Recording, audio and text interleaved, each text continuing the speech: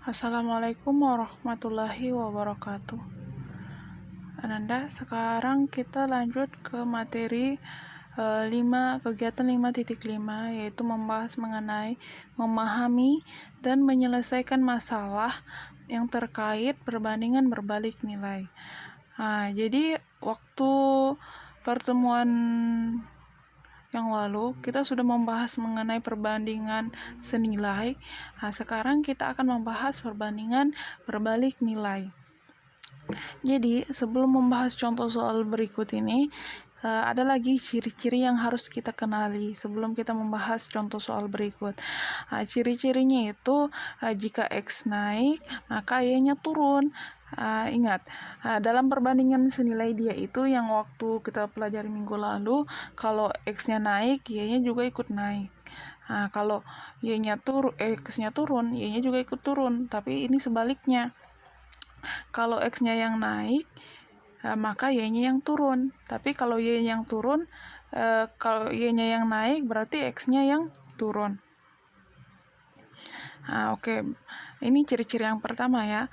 Kemudian ciri-ciri yang kedua adalah konstantanya harus sama. Jadi maksudnya itu variabel X dan variabel Y konstantanya harus sama.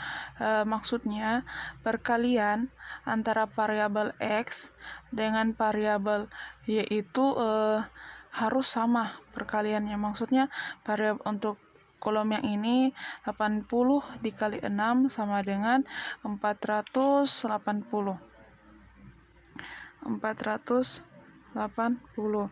Kemudian 75 dikali 6,4 itu nilainya adalah 480 juga.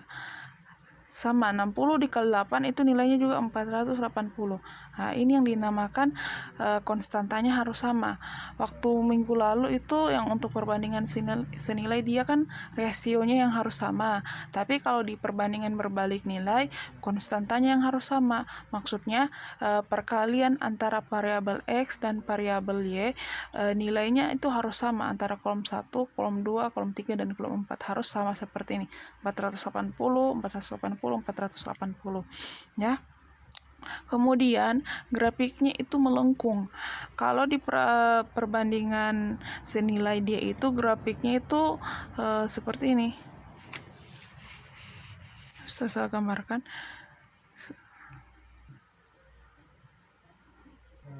Grafiknya harus melengkung. Jadi model grafiknya nanti itu dia seperti ini. Seperti ini, melengkung. Kalau perbandingan senilai dia itu grafiknya begini. Dia grafiknya lurus, tapi kalau perbandingan berbalik nilai dia grafiknya melengkung.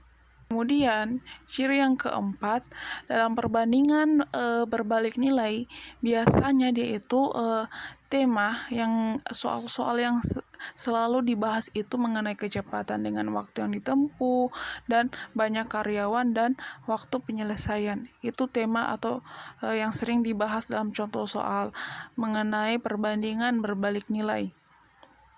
Oke, langsung saja untuk Ananda sekalian, untuk lebih pahamnya kita masuk ke contoh soal.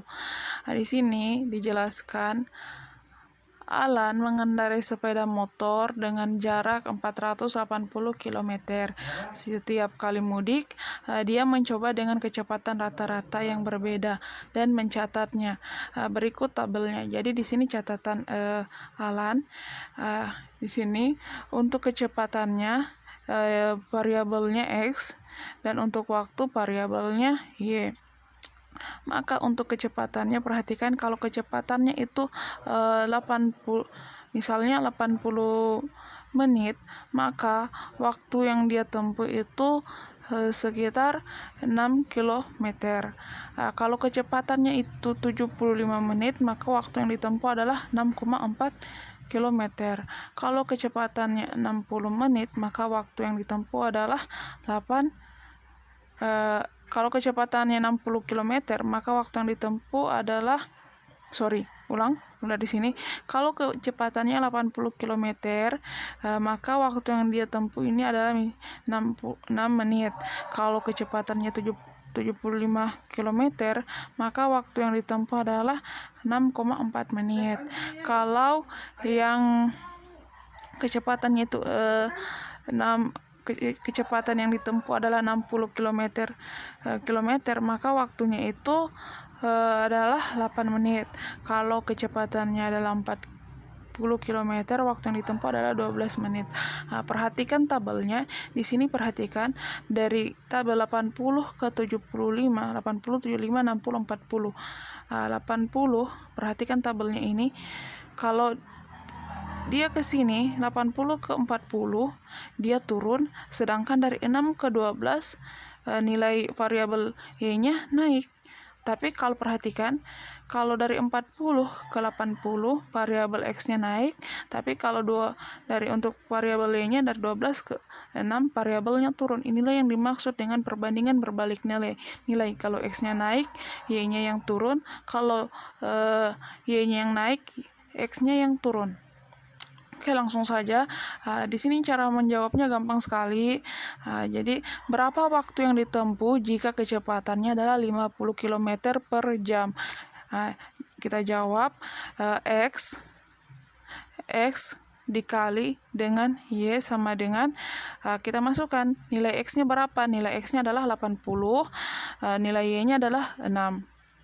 Sama dengan X dikali Y. Langsung saja, X kali Y sama dengan X kali Y. Untuk lebih mudah menjawabnya, ini untuk cara menjawab seperti ini harus diingat, jangan sampai. Jadi ingat, kalau materinya itu perbandingan berbalik nilai, cara menjawabnya seperti ini. Kalau soalnya modelnya seperti ini, maka cara menjawabnya seperti ini. X kali Y sama dengan X kali Y. Langsung saya masuk ke nilainya. Oke, langsung X kali Y sama dengan X kali Y. Berapa X-nya di sini? Yang di sini yang diketahui kan kecepatannya adalah berapa waktu yang ditempuh jika kecepatannya 50 km per jam. Di sini kecepatan yang diketahui, maka X-nya adalah 50. Dan yang ditanyakan adalah jarak yang ditempuh, waktunya. Waktunya adalah variabelnya Y. Maka karena belum diketahui, kita tulis saja simbolnya Y. Jadi 80 dikali 6 itu 480. Kemudian 50 dikali Y sama dengan 50Y. Sampai di sini kita pindah ruaskan. 480 sama dengan 50Y. Ini kita pindah ruaskan. Ini pindah ruas ya. Jadi 480, 50 ini pindah ruas ke 480. Ya, jadi kalau dia pindah ruas, dia menjadi pembagi. 50 sama dengan ini sisa Y karena sudah pindah ruas ya. Jadi 480 dibagi 50 itu sama dengan 9,6. Jadi kalau kecepatan yang ditempuh adalah 50 km per jam, maka waktunya adalah 9,6 menit. Ya, sampai di sini paham mengenai contoh soal berikut. Sekarang kita masuk ke contoh soal kedua. Langsung saja kita bahas sama-sama soalnya. Suatu pekerjaan dapat diselesaikan oleh 12 orang dalam waktu 20 hari. Berapa lama waktu yang dibutuhkan untuk menyelesaikan pekerjaan itu apabila dikerjakan oleh 6 orang. Di sini kita untuk variabel X itu untuk orang kita simbolkan dengan variabel X, dan untuk hari kita simbolkan dengan variabel Y. Langsung saja, X kali Y sama dengan X kali Y. Masukkan nilai X-nya berapa. Kalau yang diketahui 12 orang berarti X-nya adalah 12 orang. Yang ini. Kemudian dalam waktu 20 hari. Berarti Y-nya adalah ini 20 hari. Kemudian sama dengan X-nya berapa? X yang diketahui adalah berapa lama waktu yang dibutuhkan untuk menyelesaikan pekerjaan itu apabila yang dikerjakan oleh 6 orang. Yang diketahui di sini adalah orangnya atau variabel X-nya, maka kita tulis 6, dan kita belum tahu berapa harinya atau variabel Y-nya. Berapa hari yang dibutuhkan kalau pekerjaan itu dikerjakan oleh 6 orang saja. Langsung saja 12 kali 20 sama dengan 240 dan 6 kali Y sama dengan 6Y. Kemudian 6Y ini pindah ruas ke sini, dia menjadi pembagi. Kalau perkalian pindah ruas dia menjadi pembagi. 240 dibagi 6 sama dengan ini Y-nya sisa sendiri ya, karena 6-nya sudah pindah ruas. Jadi kita pindahkan saya di sini ya, sebelah sini saja. Jadi 240 dibagi 6 sama dengan 40.